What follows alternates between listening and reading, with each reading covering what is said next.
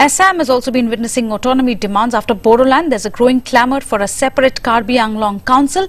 The situation, in fact, in the Karbi Anglong district in Assam is tense as protesters have stepped at their agitation for a new state. The agitators are demanding an autonomous council and they resorted to violence, it seems, destroyed railway tracks near the district headquarters at Dipu railway station.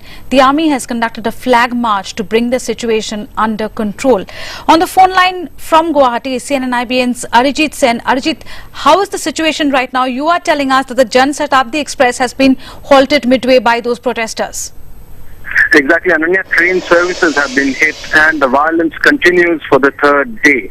This is the third day the different ethnic groups in Karbi Anglong, they've stepped up their demand for a separate state, as you mentioned, on the lines of Telangana. Violence pretty much continues unabated.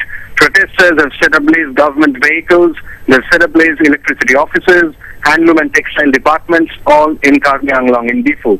In fact, that is the reason the army, which was on standby since yesterday to assist the civil administration, they carried out a flag march and 2 people have died in the violence, 20 people have been injured, and it continues to be tense. In fact, 3 kilometers away from the Difu railway station in Karbi Anglong, what we are picking up from our sources, 600 meters of railway track have been displaced.